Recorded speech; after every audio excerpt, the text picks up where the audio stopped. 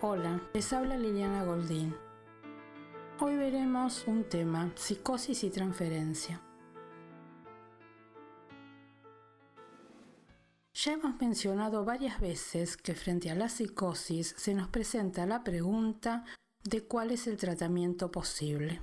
¿Por qué esa pregunta? Porque la estructura de la psicosis presenta los mismos elementos que la neurosis, pero ubicados en otro registro, como hemos visto en otra oportunidad.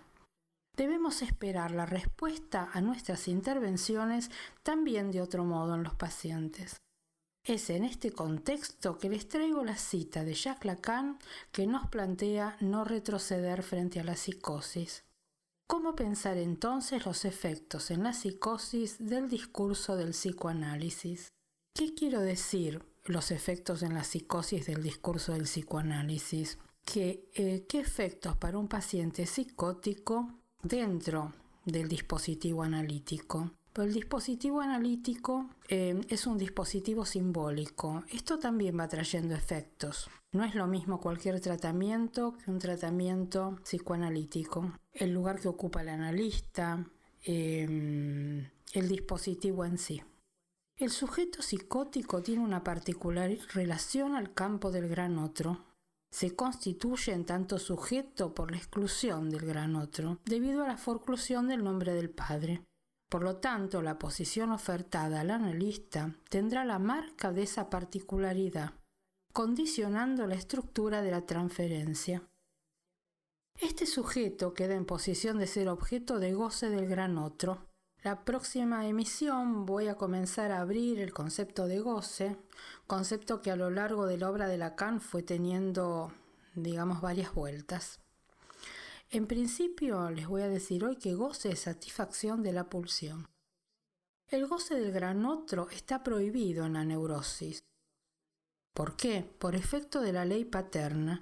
Esta ley paterna prohíbe gozar del otro materno. Gozar del otro materno sería el incesto.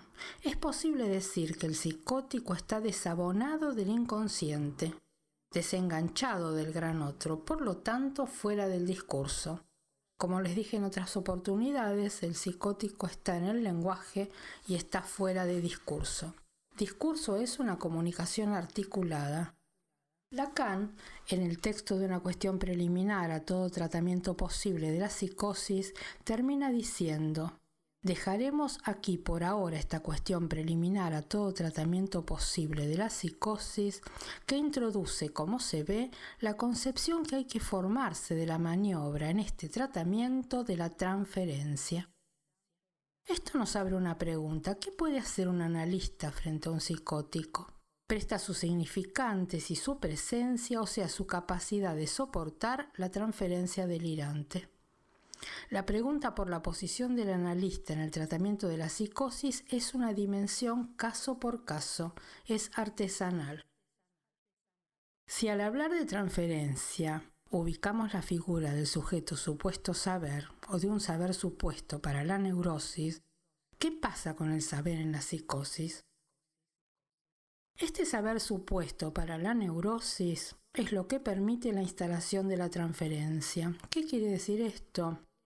Cuando un paciente consulta, se arma una ficción de una suposición de saber que el analista sabe, pero ¿sabe de qué? No se trata del conocimiento. Se trata del saber de los significantes, del saber del inconsciente, del saber que supone el paciente que el analista lo va a conducir, que el analista sabe de su propio deseo, entonces lo va a acompañar. El saber en la psicosis no es un saber supuesto, no se da esta ficción.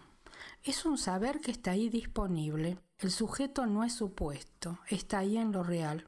Por lo tanto, ¿qué articulación a la estructura del saber se juega? ¿Cuál es el lugar que se puede ocupar? Es un saber conectado al goce, no es un supuesto saber. Exige la presencia del analista. El psicótico en su relación al saber testimonia de su certeza. Colette Soler, en su libro Estudios sobre la psicosis, en el capítulo que lleva por título la pregunta ¿qué lugar para el analista?, nos trae algunas respuestas que me resultaron una guía. Nos dice que el analista es llamado, luego del desencadenamiento, a suplir el vacío súbitamente percibido de la forclusión. Coloca la demanda al analista a cumplir el lugar de oráculo, de suplente. Les leo del texto. ¿A qué lugar es llamado el analista tras el estallido de la primera elación delirante? Está muy claro, nos dice Colette Soler. El analista es llamado a ocupar el lugar donde Schreber encuentra a Flechsig. Es llamado a suplir con sus predicaciones el vacío súbitamente percibido de la forclusión. La paciente demanda que el analista haga de oráculo y legisle para ella. Y dice esta paciente que nos trae: le voy a hacer preguntas y tomaré las respuestas por verdadera. Como decir mejor que en el analista y en esas voces ella no solo cree, sino que les cree.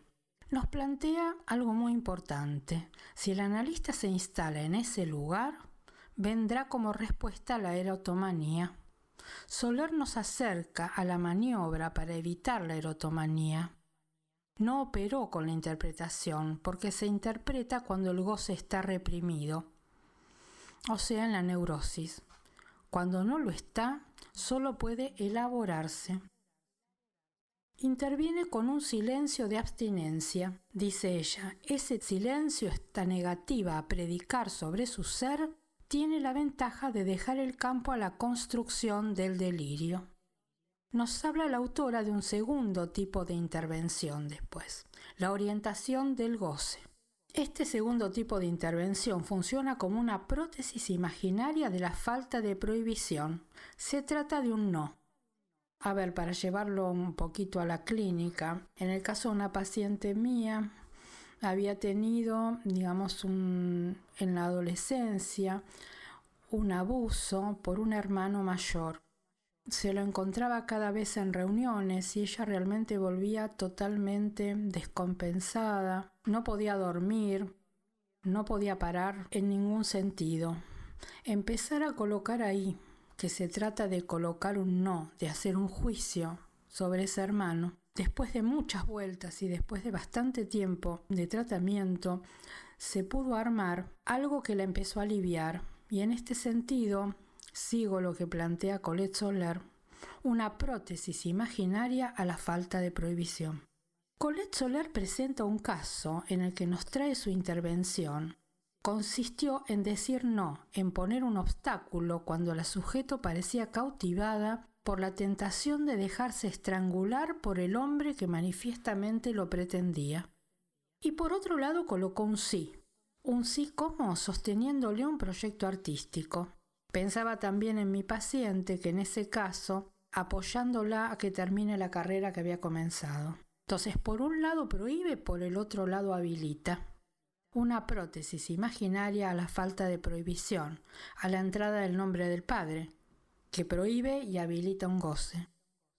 Hay una tercera intervención que hace a la captación de la estructura, a apelar al sujeto para construir un andamiaje que le permita circular por el mundo. Una construcción en análisis. Esta intervención provocó un viraje en la transferencia y en el tratamiento. Entiendo en mi experiencia la posibilidad luego de unos años de tratamiento de que el sujeto ubique su padecimiento. Al decir de una paciente, sí, me doy cuenta de que no soy como todo el mundo, pero ¿ahora qué hago?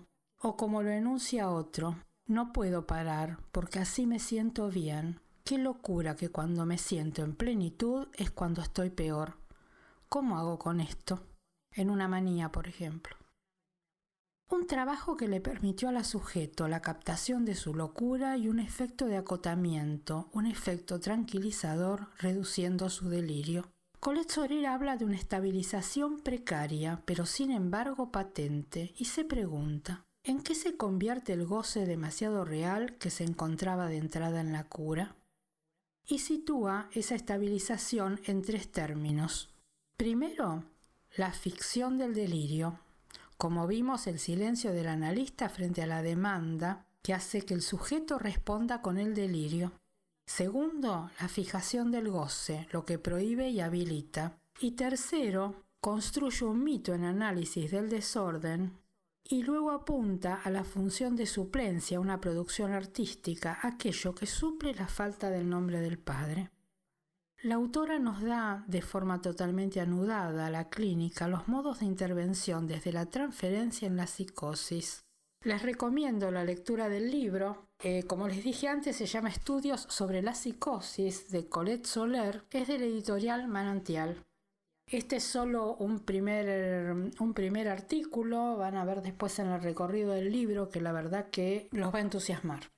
¿Por qué recalco esto de los conceptos anudados a la clínica? Porque en psicoanálisis, tal como fue para Freud, al escuchar pacientes fue armando un edificio teórico y es por el interrogante clínico que fue avanzando. Para nosotros, la clínica de todos los días nos exige construir conceptos legados por nuestros maestros que nos ayuden a operar. En este caso, el texto de Colette Soler nos presenta la maravilla de una experiencia clínica muy vasta y una transmisión muy clara. Volviendo a las preguntas del comienzo, o nuestra pregunta, en esta oportunidad, sobre el tratamiento posible para la psicosis, ¿qué lugar para el analista? ¿Quién dirige la cura? Es el deseo de analista, que en el caso de la psicosis sostiene y soporta estos atravesamientos. Una transferencia particular que se juega en relación a lo real y a lo imaginario. Allí, en esos registros, hay que leer los efectos de nuestras intervenciones. El analista debe estar acorazado contra la angustia para soportar la transferencia delirante y operar con ella. Bueno, hoy llegamos hasta aquí. Gracias por escuchar y hasta la próxima.